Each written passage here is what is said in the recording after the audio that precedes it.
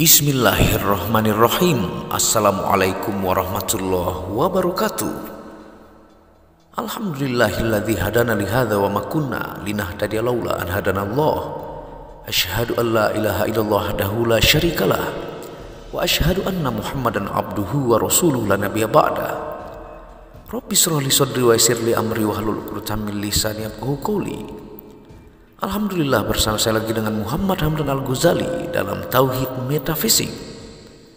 Pada kesempatan yang berbahagia ini kita akan membahas tentang video percakapan diri dengan ruh ketika sudah manunggal dan ilmu mendeteksi ruh sejati dalam tubuh sendiri. Tonton video ini sampai selesai supaya Anda mengerti dan tidak gagal faham dan tidak menjadi fitnah karena kegagalfahaman Anda.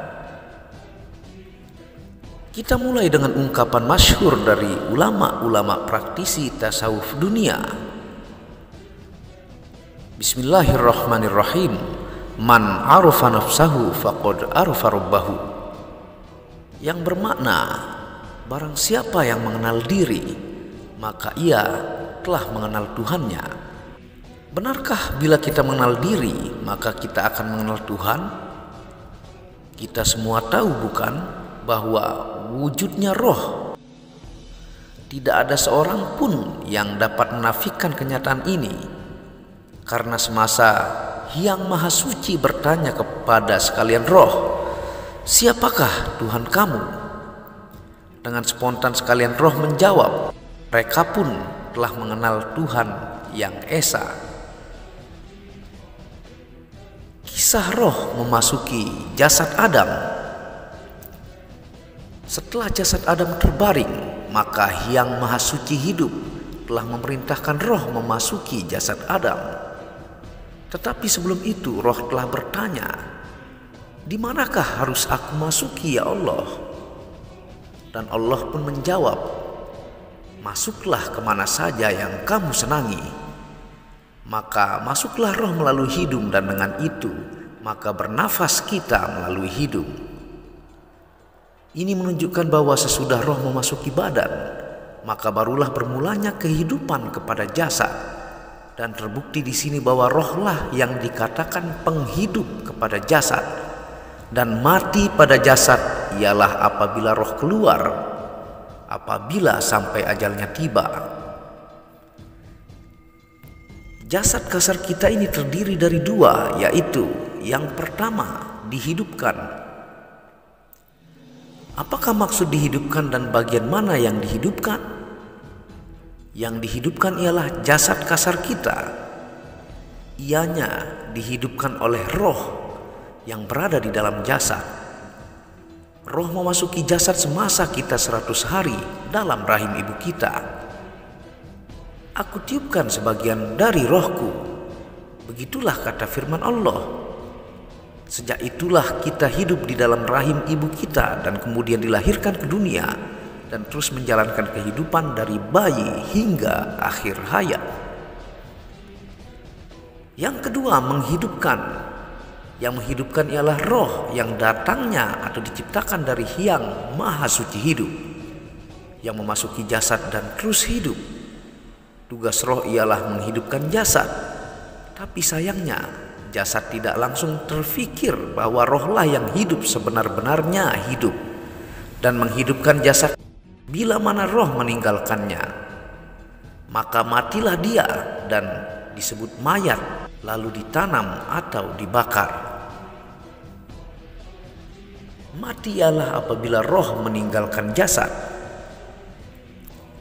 Jadi siapakah yang berkepentingan di sini? Tentunya jasad. Karena tanpa roh maka jasad tidak bermakna langsung. Jasad kita perlu roh untuk hidup.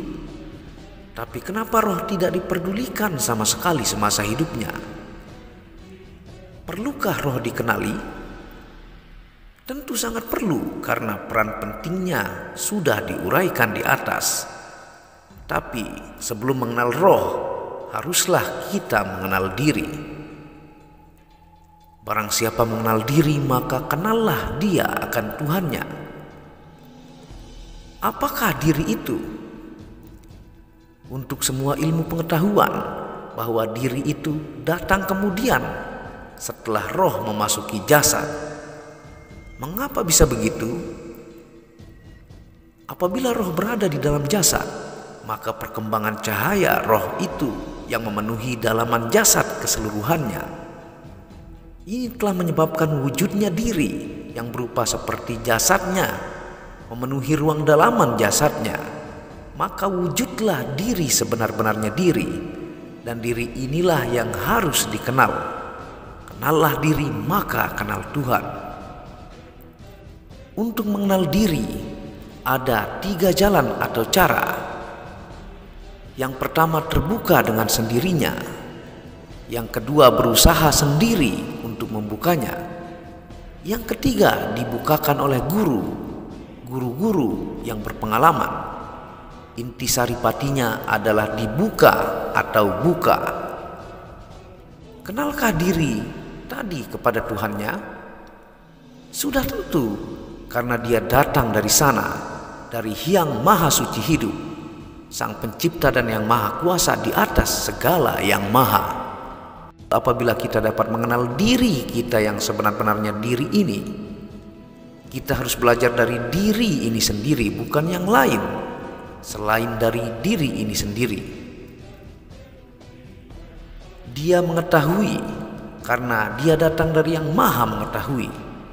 Dia bijak karena dia datang dari yang maha bijaksana. Dia kuasa karena dia datang dari yang maha kuasa. Dialah sebaik-baiknya guru karena dia datang dari yang maha guru. Kehidupan sebenarnya ada di dalam karena kehidupan datang setelah kita hidup. Tiada aku, hanya Allah. Kita kembali kepada pokok semula, yaitu mencari diri sendiri yang berdiri dengan sendirinya itu. Kita akan mencari atau mendeteksi dia sejati dalam diri dengan latihan zikir nafas untuk mengidentifikasi keberadaannya. Melakukan zikir nafas tentunya harus dibimbing oleh mursyid yang berpengalaman. Dalam penjelasan singkat, ketika kita bernafas sambil tarik nafas mengucapkan hu, nama zat, dan mengucapkan Allah ketika melepaskan, kita lakukan dengan pelan-pelan dan mengamati pergerakan nafas itu. Setelah kita dapat menemui jalannya pernapasan yang turun naik itu yang berasal dari dalam, maka dengan mematikan segala tenaga kita yang ada, kita pasrahkan diri dengan mengikuti ritme turun naiknya pernapasan kita itu dengan natural tanpa paksaan.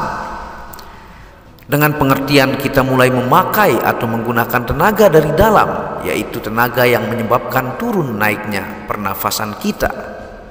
Dia, ruh sejati, akan bebas bergerak kalau apa yang ada pada kita telah dipunyainya dan dikuasainya. Dengan pengertian, kalau tadinya kita menganggap dia kepunyaan kita, maka adalah sebaliknya yang terjadi, yaitu jadikan kita menjadi kepunyaannya. Rahasia pun perlahan akan terbuka dengan hasil dari latihan-latihan yang telah kita lakukan, yaitu keluarnya pancaran yang terasa betul pada ujung kuku kita, ujung jari jemari kita, dan kita telah melahirkan kandungan kita sendiri ketika mendeteksinya dari zikir nafas tersebut. Adalah dia langsung dari Yang Maha Esa, dan adalah keadaan kita dijadikan dari yang telah dijadikan. Tingkatnya juga lebih tinggi dari kita karena dia asli atau original, dan kita dari yang dijadikan. Sesungguhnya yang menjadikan kita itu Tuhan Yang Maha Esa juga. Satu asal tetapi berlainan keadaan. Dia ada tetapi tiada, kita ada dan nyata. Dia yang telah berada bersama kita, bahkan terkandung di dalam batang tubuh kita. Kenapa kita tidak dapat menemuinya? Tuhan telah memberikannya kepada kita untuk hidup, bukan untuk mati.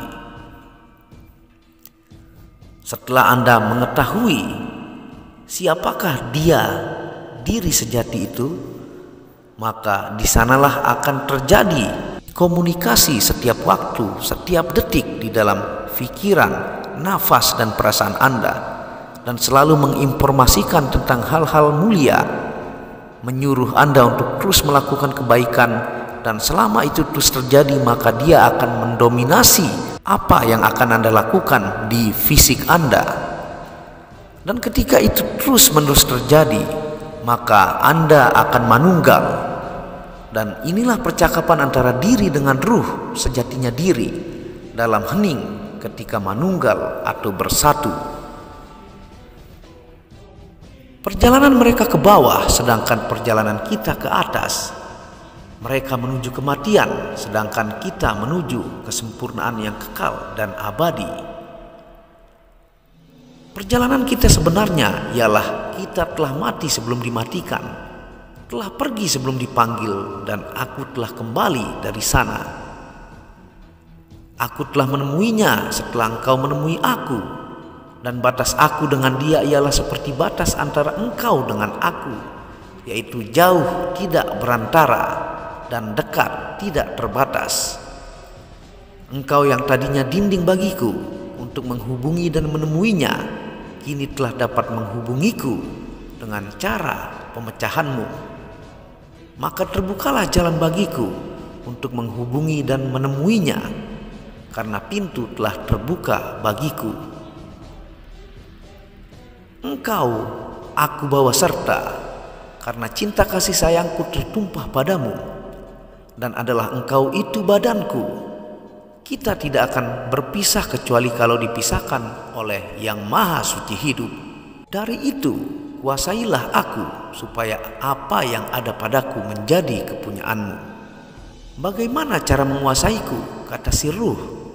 Mudah saja, cintailah, kasihilah, dan sayangilah aku. Bagaimanakah cara mencintai, mengasihi, dan menyayangiku? Aku tidak minta apa yang tidak ada padamu. Cukuplah kalau engkau serahkan apa yang ada padamu kepadaku. Dan untuk itu akan aku serahkan pula apa yang ada padaku, sehingga aku menjadi kepunyaanmu dan engkau menjadi kepunyaanku. Ke dalam engkau yang berkuasa, keluar aku di muka. Tadinya sebelum engkau mengenal aku, maka adalah aku nyawamu. Setelah engkau dapat mengenal aku, maka tahu engkau yang membawa aku ini sangat berguna padamu. Engkau ketahui bahwa seluruh kehidupanmu bergantung padaku. Setelah engkau menemui aku, maka engkaulah lebih kenal padaku. Akulah yang akan menjadi engkau, dan engkaulah yang akan menjadi aku. Aku dan engkau sebenarnya satu, dan memang kita satu. Ilmu pengetahuan yang memisahkan kita, dan akulah kita. Aku luar dan dalam. Selama ini engkau berjalan sendiri dengan tidak memperdulikan aku. Sekarang setelah engkau menemui aku, apalagi kita telah menjadi aku, maka kalau engkau berjalan, ikut sertakanlah aku. Dan kalau aku berjalan, akan mengikut sertakan engkau pula. Satu arah, satu tujuan, dan satu tindakan. Selama ini kita berjalan pada jalan sendiri-sendiri. Sekarang kita kenal mengenal satu sama lain. Selapik seketidur, sebantal sekalang hulu, sehina semulia, kelurah sama menurun, ke bukit sama mendaki, sikit senang sama-sama kita rasai. Apa yang tidak ada padaku, ada padamu, dan apa juga yang tidak ada padamu, ada padaku. Engkau selama ini sudah jauh berjalan sendiri dengan tidak mengikut sertakan aku, walaupun aku senantiasa berada bersamamu. Dalam banyak hal aku menderita karena aku yang merasakannya. Sekarang aku berjalan dan engkau aku ikut sertakan. Tugasmu hanya menurutkan dan mempelajari hasilnya untuk kita. Engkau yang tadinya tidak tahu, setelah mempelajari perjalananku akan banyak mendapat yang engkau tidak ketahui selama ini. Aku yang berbuat, engkau yang melakukan, dan hasilnya untuk kita. Bahagiamu terletak padaku dan bahagiaku padamu. Aku sangat merasa bahagia kalau yang aku perbuat dan lakukan besertamu menghasilkan yang memuaskan. Lambat laun engkau akan mengenal aku yang sebenarnya, dan adalah perbuatanku bagimu namanya ilmu. Oleh karena aku gaib sifatnya, maka namanya ilmu gaib. Ilmumu muncul langsung dari wahyu, bukan dari buku-buku, murni langsung dari Tuhan yang selama ini tidak kau perhatikan. Sekarang kau mengenalku, aku itu kamu, kamu itu aku, kita adalah satu.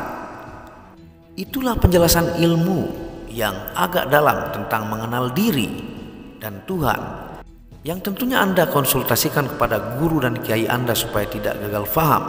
Dan ulangi video ini supaya Anda mengerti, karena banyak penjelasan kiasan-kiasan yang tentu membutuhkan fokus untuk mempelajarinya.